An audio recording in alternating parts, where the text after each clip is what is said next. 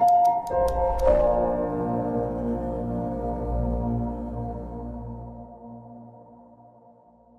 দর্শক, আপনাদের সবাইকে শুভেচ্ছা জানাচ্ছি আমাদের অ্যাপোলো ইম্পেরিয়াল হসপিটাল কর্তৃক আয়োজিত নিয়মিত স্বাস্থ্য বিষয়ক অনুষ্ঠান উই কেয়ার শোতে। আপনারা জেনে থাকবেন এই শোতে আমরা বিভিন্ন ধরনের স্বাস্থ্য বিষয়ক অনুষ্ঠান আলোচনা করে থাকি। তারই ধারাবাহিকতায় আজকে আমাদের মাঝে উপস্থিত আছে বিশিষ্ট গ্যাস্ট্রোএন্টারোলজিস্ট অধ্যাপক ডক্টর বিনয় পাল স্যার। সাথে উপস্থাপনায় আমি থাকছি ডক্টর সুদেষ্ণা মজুমদার। আজকে আমাদের আলোচনার টপিক হচ্ছে এমন একটি টপিক যে সমস্যায় আমরা ভুগিনি এমন মানুষ খুব কমই পাওয়া যাবে, সেটি হলো গ্যাস্ট্রিকের সমস্যা এবং তার প্রতিকার। ধন্যবাদ স্যার আমাদের অনুষ্ঠানে আসার জন্য। আজকে আমরা আলোচনা করছি গ্যাস্ট্রিকের সমস্যা নিয়ে। স্যার, যদি সহজ ভাষায় বলতেন যে গ্যাস্ট্রিকের সমস্যা বা পাকস্থলীর সমস্যা বলতে আমরা কি বুঝি? ধন্যবাদ আপনাকে।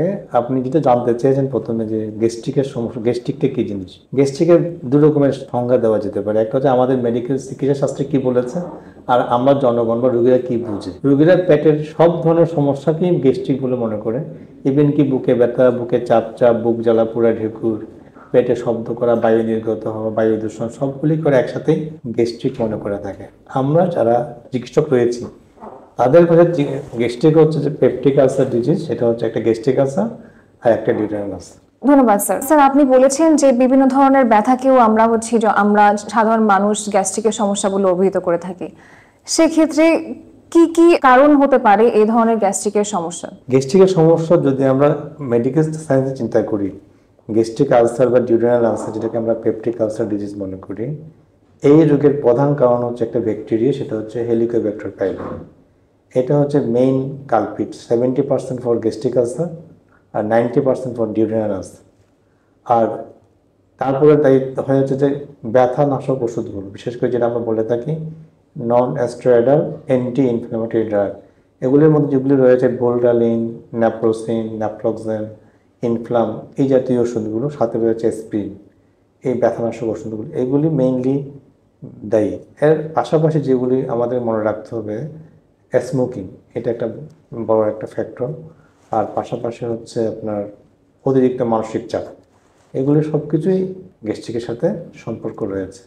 এছাড়া রোগীরা যেগুলি মনে করে থাকে, যেমন ধরেন ঢেকুর ওঠা, বুক জ্বালা পোড়া করা, খাওয়ার পরে বুক ব্যথা করা, এটার সাথে সম্পর্ক রয়েছে বাড়তি খাওয়া, মানে যার যতটুকু খাওয়া দরকার তার চেয়ে বেশি খেলে তার এই সমস্ত ওরকম মনে হবে। আবার অনেকে মনে করে কি যে পেটে শব্দ, বায়ু দূষণ হওয়া, পেট ফাঁপা, এই ক্ষেত্রে এটাকে ওরা গ্যাস্ট্রিক মনে করে থাকছে। সেক্ষেত্রেও কিছু কিছু খাওয়ার সাথে এগুলি সম্পর্ক রয়েছে, যেটা পেট ফাঁপা করে এবং বায়ু নির্গত করে, বায়ু দূষণ করে।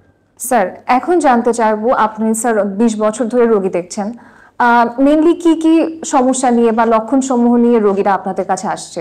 রোগীরা আমাদের কাছে যখন আসে তখন অনেক ধরনের কথা বলে, যেগুলি কতগুলি গ্যাস্ট্রিকের সম্পর্ক আছে, কতগুলি গ্যাস্ট্রিকের সাথে সম্পর্ক নেই। যেমন যেগুলি রিয়েলি পেপটিক আলসারের রোগী, ওরা প্রথমে বলে থাকবে যে স্যার আমার পেট ব্যথা। পেট ব্যথা দু রকমের হয়, একটা হচ্ছে খালি পেটে হয় আর একটা হচ্ছে খাওয়ার পরে হয়। এই পেপটিক আলসার দু রকমের আলসার আছে, একটা গ্যাস্ট্রিক আলসার আর একটা হচ্ছে ডিউডেনাল আলসার। ইউজুয়ালি যারা গ্যাস্ট্রিক আলসারে ভুগে তাদের ব্যথা সাধারণত খাওয়ার পরপরই হয়। ইউজুয়ালি তখন তারা বলে যে আমার যখন আমি খেয়ে তখন আমার ব্যথা শুরু হয়।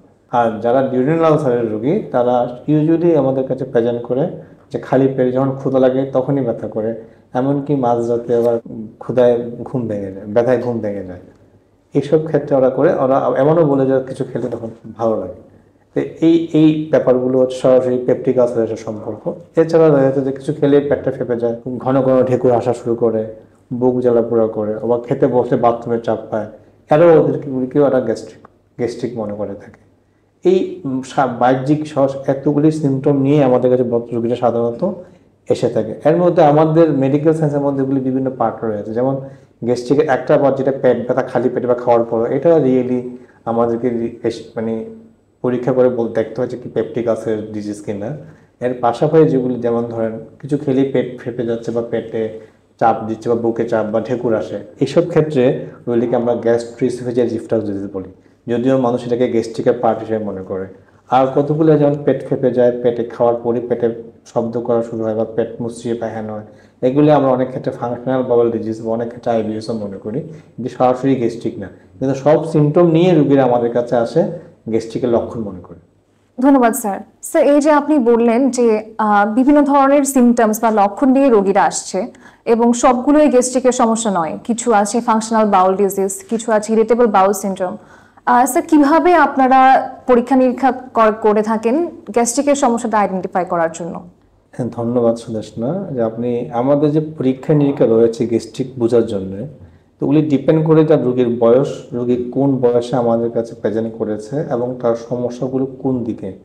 যেমন ধরেন একটা বয়স্ক রোগী যদি তার খাওয়ার অরুচি বা খেতে পাচ্ছে না, ওজন কমে যাচ্ছে, রক্তশূন্যতা, পেটে ব্যথা, এসব যখন নিয়ে আসবে, তাকে অবশ্যই আমরা একটা আপার যে এন্ডোস্কোপি করাবো। পাশাপাশি অন্য পরীক্ষা তো রয়েছে।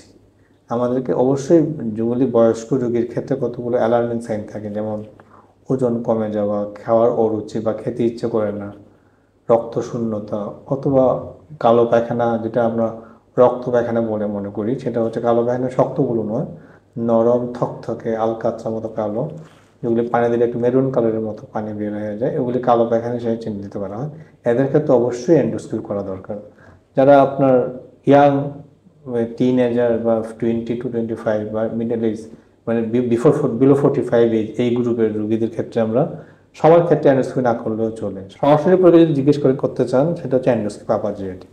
অন্যান্য পরীক্ষার মাধ্যমেও ওই এইচ পাইলোরি, যেটা গ্যাস্ট্রিকের মেইন কারণ, তার উপস্থিতি আমরা জানতে পারি। সেটা হচ্ছে রক্ত পরীক্ষার মাধ্যমে অথবা স্টুল বা মলের পরীক্ষার মাধ্যমে।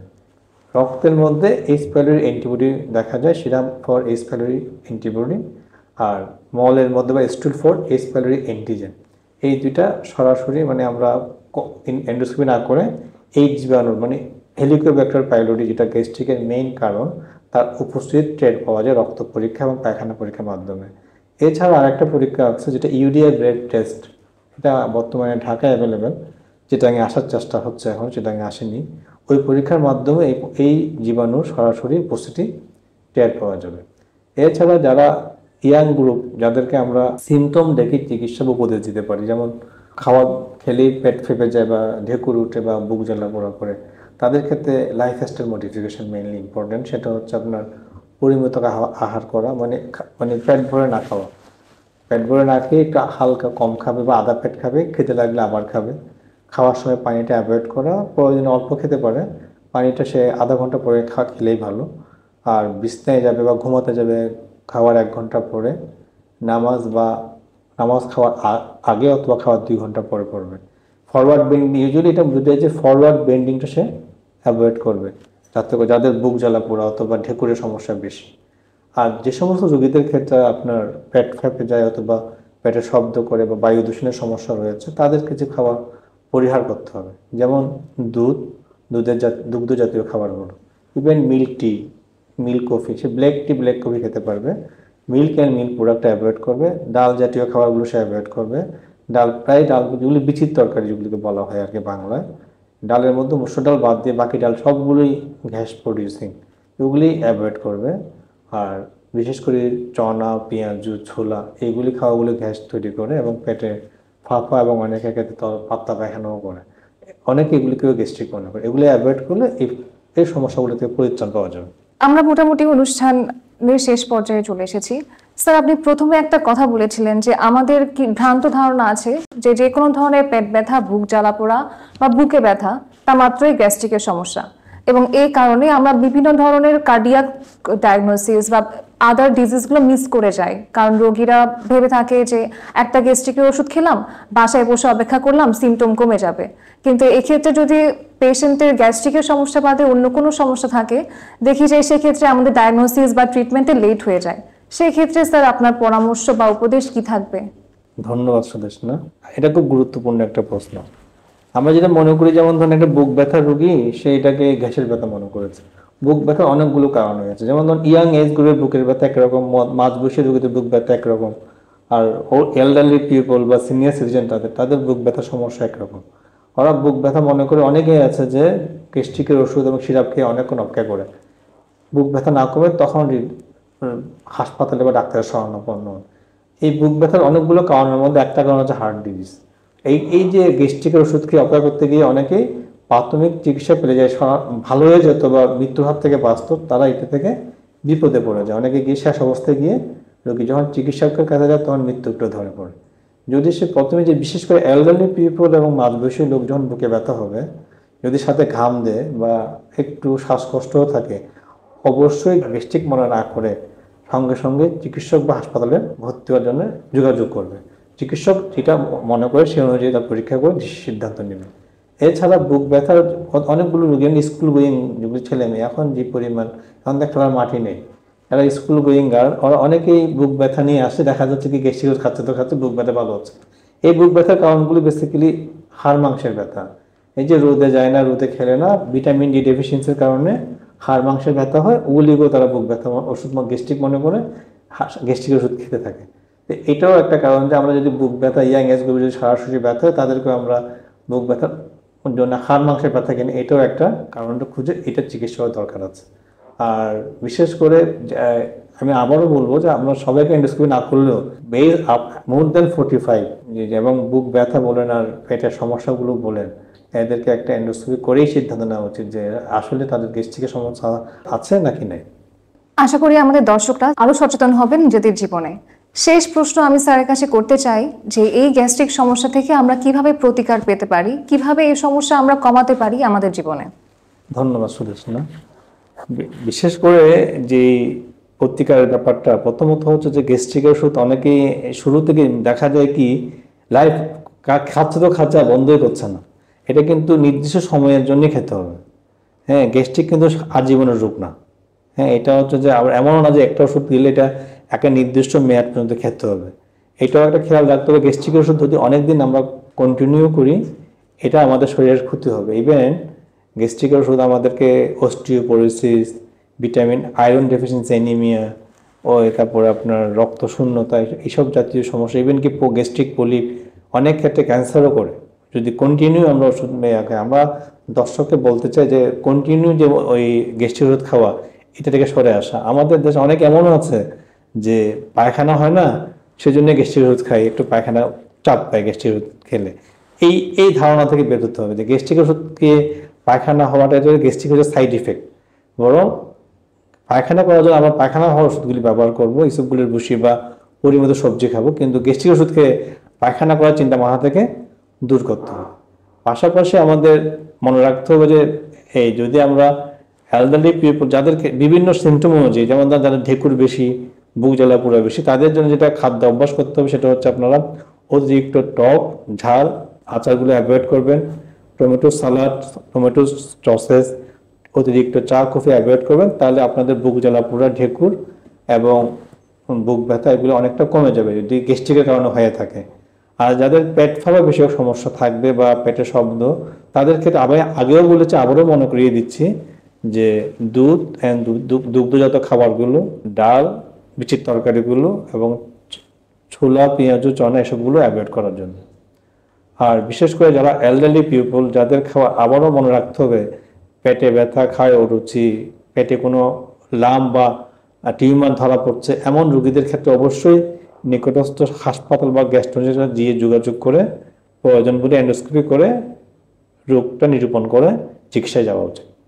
প্রতিকারের ব্যাপারে দর্শকদের উদ্দেশ্যে আমি আরও কিছু কথা অ্যাড করতে চাই। সেটা হলো যে সমস্ত কারণে গ্যাস্ট্রিকটা হয়, বিশেষ করে এই হেলিকোব্যাক্টার পাইলোরি, এটার সাথে সুষম খাদ্য, পাশাপাশি ফুড হাইজিন, হাত ধুয়ে পরিষ্কার পরিচ্ছন্ন করে খাওয়া, আর ব্যথানাশক ওষুধ খাওয়ার ক্ষেত্রে চিকিৎসকের পরামর্শ ছাড়া ব্যথানাশক ওষুধ না খাওয়া, সিগারেট, স্মোকিং একদম টোটালি বন্ধ করে দেওয়া, অ্যাভয়েড করা, আর অ্যালকোহল থেকে বিরত থাকা, এটা অবশ্যই মনে রাখতে হবে। আর পাশাপাশি খাদ্য অভ্যাস মানে ফুড ডিসিপ্লিন যেটাকে বলি, অনেকক্ষণ না খেয়ে না থাকা, যখনই খেতে লাগে তখনই খেয়ে নেওয়া পরিমিতভাবে, এটা মেনে চলা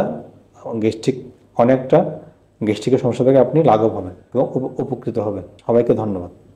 ধন্যবাদ স্যার আমাদের অনুষ্ঠানে আজকে আসার জন্য এবং আমাদের সময় দেওয়ার জন্য। আজকে আমরা জানতে পেরেছি গ্যাস্ট্রিকের সমস্যা, গ্যাস্ট্রিকের প্রতিকার এবং কখন ডাক্তারের শরণাপন্ন হতে হবে। এবং আমাদের দর্শকদের মাঝে যদি কোনো ধরনের ভুল ধারণা থেকে থাকে, আমরা আশা করি আজকের অনুষ্ঠানের মাধ্যমে তা আমরা দূর করতে সক্ষম হয়েছি। পরবর্তীতে আমরা হাজির হব অন্য কোনো স্বাস্থ্য বিষয়ক টপিকে। ততদিন পর্যন্ত সুস্থ থাকুন, সাবধানে থাকুন এবং অ্যাপল ইম্পেরিয়ালের সাথে থাকুন।